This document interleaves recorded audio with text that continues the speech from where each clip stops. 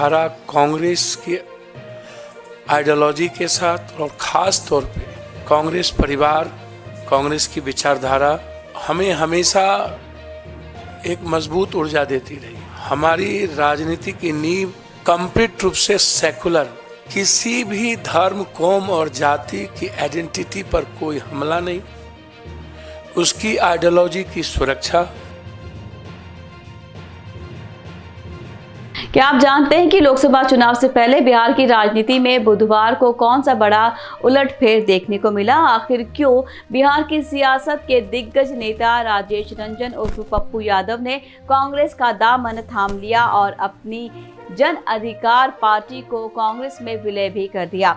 आखिर इस बार उनका मधेपुरा के बजाय पूर्णिया से चुनाव लड़ने का क्या प्लान है? क्यों मधेपुरा सीट पर सब कुछ पक्ष में होने के बाद भी पप्पू यादव यहां से चुनाव लड़ने से क्यों घबरा रहे हैं और आखिर क्यों वो पूर्णिया सीट से ही किस्मत क्यों आजमाना चाहते हैं? आइए जानते हैं। बिहार के सियासत के दिग्गज नेता राजेश रंजन उर्फ पप्पू यादव ने बुधवार को कांग्रेस का दामन थामा ही नहीं बल्कि अपनी पार्टी का भी विलय कर दिया। कांग्रेस में शामिल होने के लिए उन्हें काफी मशक्कत करनी पड़ी क्योंकि उनके सियासी राह में आरजेडी ने रोड़ा अटका रखा था। आरजेडी प्रमुख लालू प्रसाद यादव चाहते थे कि पप्पू यादव आरजेडी के टिकट पर मधेपुरा सीट से चुनाव लड़े क्योंकि साल 2014 की मोदी लहर में आरजेडी महज 4 सीटें ही जीत सकी थी। उसमें मधेपुरा से पप्पू यादव आरजेडी से सांसद चुने गए थे। इस बार पप्पू यादव ने मधेपुरा के बजाय पूर्णिया से चुनाव लड़ने का प्लान बनाया है, जिसके लिए उन्होंने अपनी पार्टी के विलय की शर्त भी मंजूर कर ली है। यादव मुस्लिम समीकरण जीत की गारंटी माना जाता है। मधेपुरा सीट पर यादव समुदाय के सिवा कोई दूसरी जाति का आज तक सांसद नहीं बन सका है।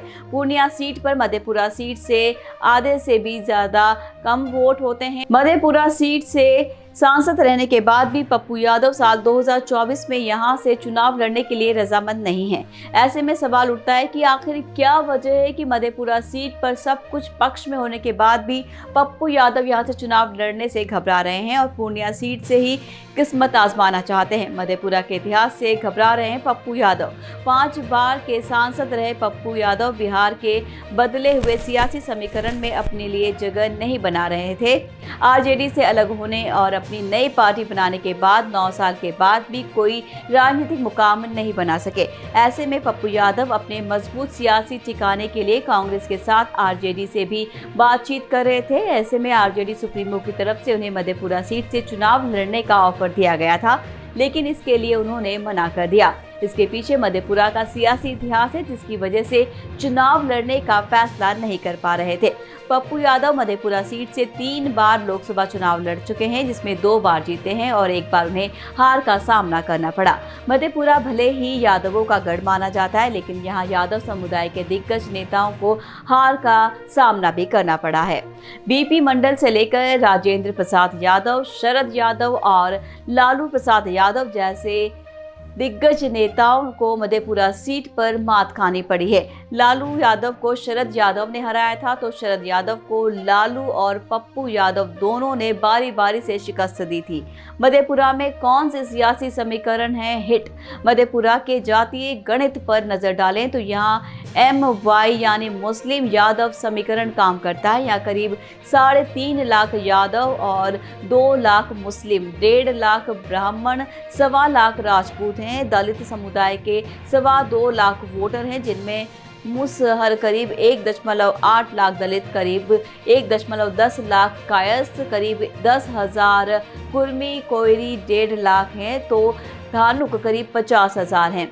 इस तरह यादव और मुस्लिम फॉर्मूले से आरजेडी कांग्रेस अपना सांसद बनाती रही है, तो जेडीयू यादव, कुर्मी, कोई और स्वर्ण वोटरों के सहारे जीत रही है। जेडीयू से टिकट पर शरद यादव से लेकर दिनेश चंद्र यादव इसी फॉर्मूले से जीते हैं, जबकि MY समीकरण के सहारे लालू यादव से पप्पू यादव चुनाव जीतते आ रहे हैं। बिहार के बदले सियासी समीकरण में शरद यादव और पप्पू यादव को जेडीयू के दिनेश चंद्र यादव ने साल 2019 में हराया था और सांसद बने थे। साल 2019 में मधेपुरा सीट पर तीसरे स्थान पर थे। इस चुनाव में पप्पू यादव 1 लाख का आंकड़ा भी पार नहीं कर पाए थे।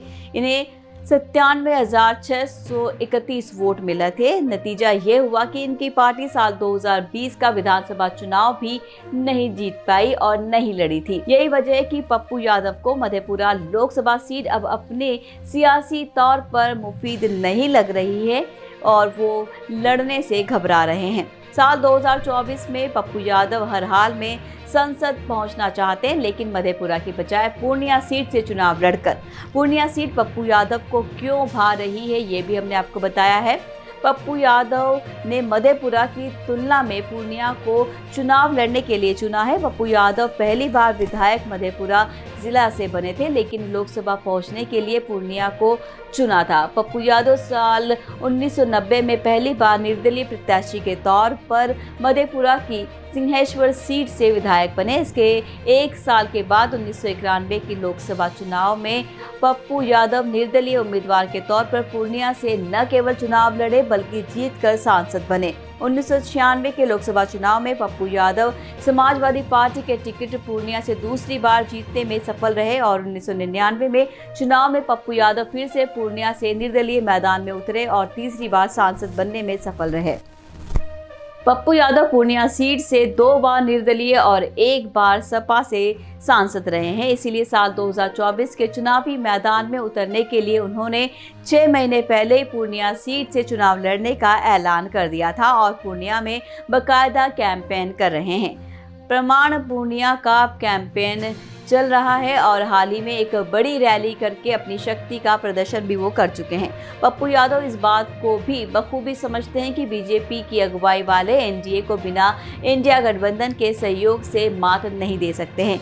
यही वजह है कि पप्पू यादव ने आरजेडी और कांग्रेस के साथ हाथ मिलाने के लिए मशक्कत शुरू कर दी थी। ऐसे में कांग्रेस ने उसके सामने पार्टी के विलय की शर्त रखी तो आरजेडी ने मधेपुरा सीट से चुनाव लड़ने का ऑफर दिया। पप्पू यादव पूर्णिया सीट छोड़ने के लिए तैयार नहीं थे और किसी भी शर्त पर तैयार नहीं हुए।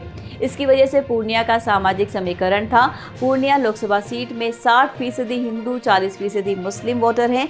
जाति समीकरण की बात करें तो यहाँ 1.25 लाख से ज़्यादा यादव और 1.25 लाख से ज़्यादा सवर्ण आबादी के यहाँ पर लोग हैं। इसके अलावा बड़ी संख्या में पिछड़ा, अति पिछड़ा और दलित मतदाता है। पिछड़ों में कोयरी वोटर भी अहम है। यहाँ हार जीत में मुस्लिम मतदाताओं की अहम भूमिका रहती है। पप्पू यादव मुस्लिम, यादव, दलित और अति पिछड़े वर्ग के सहारे संसद पहुँचने की जुगत में है। इसीलिए पिछले दिनों पप्पू यादव ने साफ साफ कहा था, मैं बार बार कहता हूं पूर्णिया के कौच पर कोई समझौता नहीं होगा। कांग्रेस नेतृत्व को बता चुका है कि मधेपुरा और सुपैल दीजिए, जीत की पक्की गारंटी देता हूं, लेकिन पूर्णिया पर कोई समझौता मंजूर नहीं है। पप्पू यादव को पूर्णिया सीट से अपनी जीत की उम्मीद दिख रही है क्योंकि मधेपुरा में जेडीयू से दिनेश चंद्र यादव के चलते उन्हें अपने कोच पर कोई समझौता नहीं होगा। कांग्रेस नेतृत्व को बता चुका हूं कि मधेपुरा और सुपैल दीजिए, जीत की पक्की गारंटी देता हूं, लेकिन पूर्णिया पर कोई समझौता मंजूर नहीं है।